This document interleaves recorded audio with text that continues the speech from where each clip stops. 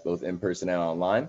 Today, we're going to be going over day 9. We'll be going over this on Monday. That's going to be not the 30th, but that's going to be Monday the 3rd, all right, May 3rd, okay?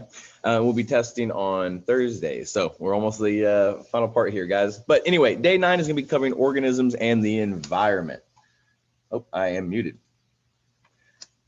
Good morning, 8th grade science class, both in person and online. Today, we're going to be going over day 9 of our 10-day STAAR review, organisms and the environment. We'll be going over this on May 3rd, just a few days away till our STAARS test. So number 1, using the chart below, what would most likely happen if this specific ocean region was overfished by humans? So again, they gave us a chart, so we've got to break it down. We have to break it down. So let's look over here, and we're looking for overfished, all right? If we overfished the population, keyword there, fish, if we overfished the area, what would happen, all right? So we got to find anything on this chart that talks about fish. So we have fish here, and we have fish here, okay? So it's asking what's going to happen, all right, if we take fish out of this ecosystem. So we see that the energy source for sharks are both fish and seals, all right? Sardines feed on algae. Algae feeds off the sun, all right? Marine worms feed off dead fish. So if we overfish, we're taking the fish out. We're not really killing the fish, right?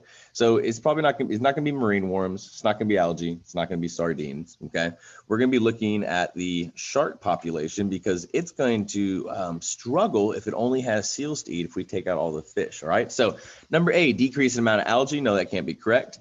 Increase in shark population. I don't think it's going to increase. If they have less to eat, they're not going to be able to really survive as much, all right?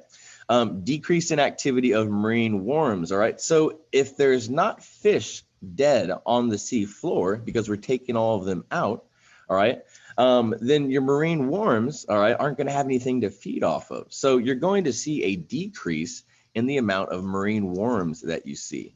There's not going to be a decrease in the availability of energy from the sun. The sun's not going to stop shining because we've overfished the population, okay? So nothing to do with that. But if we don't have fish lying on the sea floor, then we don't have our marine worms decomposing those things, okay? For number 2, oh, sorry, I'm filling number C there. Number 2, in order for parasites to survive off their host organism, they will need to be able to what? Remember, parasites harm their host. They gain energy off of their host, and in the process, the host is harmed, okay? So number 1, reproduce faster than their host. B, become self-supporting by producing their own energy. C, fight off other parasites of their own species. Or D, have a symbiotic relationship with their host, all right? So if a host noticed that a parasite's on them, all right, they're going to try to remove it, correct? But if a parasite makes the relationship with the host seem beneficial, all right, in that sense, so it might have a longer time to survive. Hold on one sec, got someone knocking at the door. All right, sorry about that. But in order for the parasites to survive, guys, it means they have to be able to feed off the host, but at the same time, the host not try to remove them or get rid of them. So a symbiotic relationship with their host is going to be the best thing to survive. They don't necessarily need to reproduce faster, okay? They don't necessarily need to become self-supporting because they're gaining energy from the host. And they don't necessarily need to fight off other parasites of their own species. If a parasite is good enough at masking itself and making it seem beneficial or symbiotic, in relationship, then it won't need to do any of those, okay? That's choice D. Number 3, which of the following statement is not true about the organism that completes this food chain? All right, so we have a food chain here. We have our producer. We have a consumer here, right? It's consuming the plant so it can give energy to something else later on the line. All right, so which statement is not true about the organisms of the food chain? So which one is not true about this one right here? It derives its energy directly from the sun. Well, it doesn't, because if it consumes the caterpillar had to consume the plant, which got its energy straight from the sun. So no, can't be A. It has sharp claws or teeth. It's hard to deduce that, all right, from just this image right here, right? Okay. So we know that could be true, could be not, okay? It depends on other animals for energy. It does depend on other animals for energy, right? It can move from one place to another. It might be able to move from one place to another, all right? But the one that we know is untrue, guys, is A, all right? So our answer choice is A.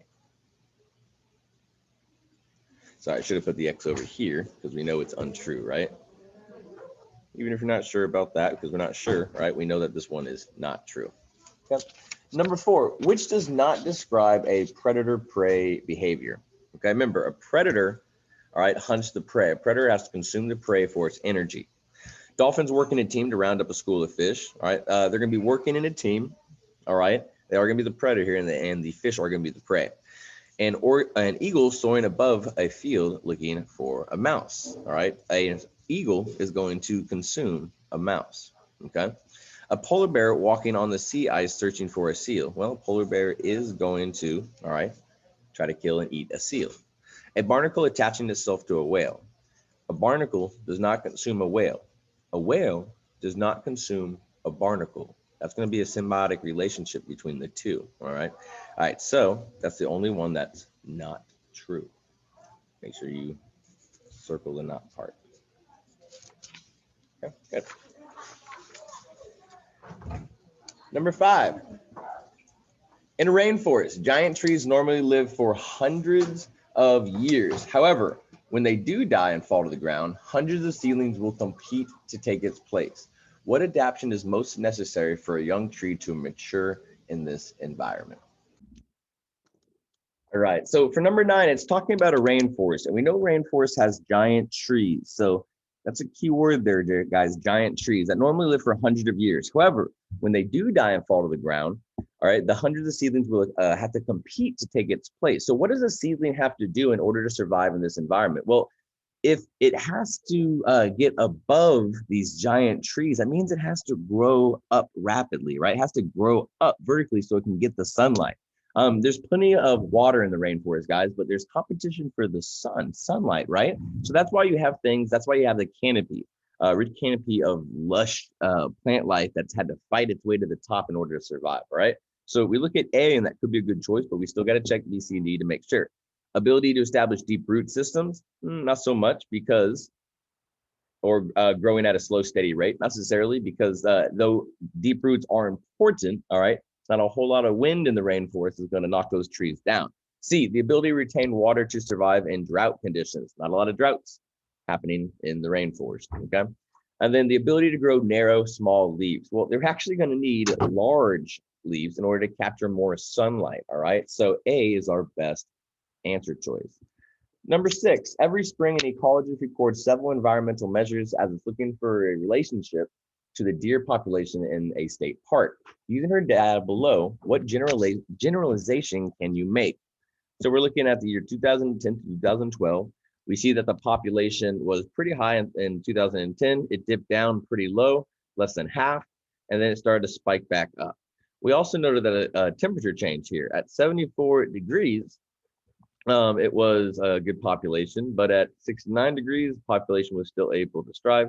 But at 75 degrees, just 1 degree over, it was just a little bit too hot, maybe.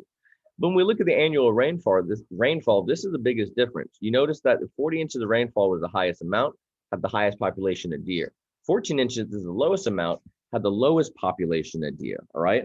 Lowest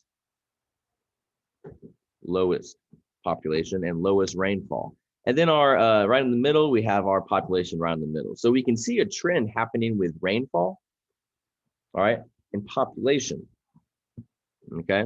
So what generalization can we make? The deer population decreases with a sudden spike in temperature. We can't make that because the temperature changed right gradually and rapidly here, but we still I'm on a recording right here, okay? B, deer are dependent on grass growing with ample rainfall, all right? Rain seems like it's very important here, all right? And grass grows from our rain, so it's a good choice here. Deer do not adapt well in cooler environments. Again, the temperature didn't really have an effect here. And there was a significant more hunting in 2011. Well, there could have been more hunting in 2011, guys, but even if there was more hunting, the rainfall here, the chart here tells us rainfall, all right? So our best answer choice is going to be B because it's the only one that's talking about rainfall. This chart doesn't show anything about hunting, Okay, the answer choice is B. Number 7, which of the following is possible research question for investigating the relationship between temperature and the population of different species of wildflower? Okay, so we're talking about temperature and population. Okay, what is a research question that we could ask? How do late spring freezes affect the population of different species of flowers? So that talks about temperature and population. Do milder winters contribute to an increased population of certain wildflowers? Okay, it's talking about winters.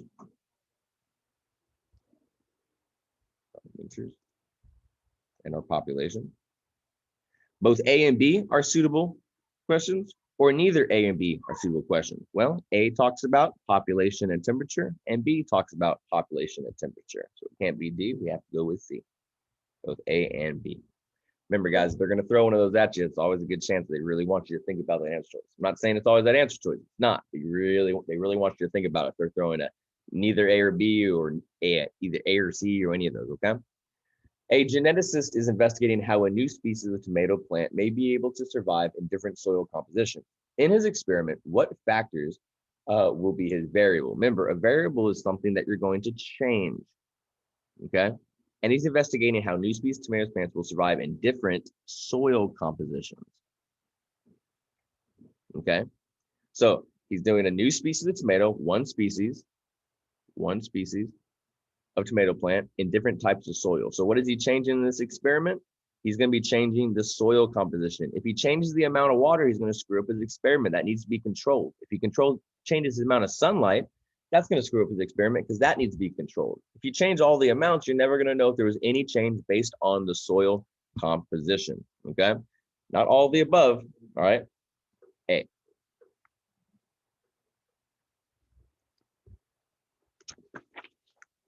Okay.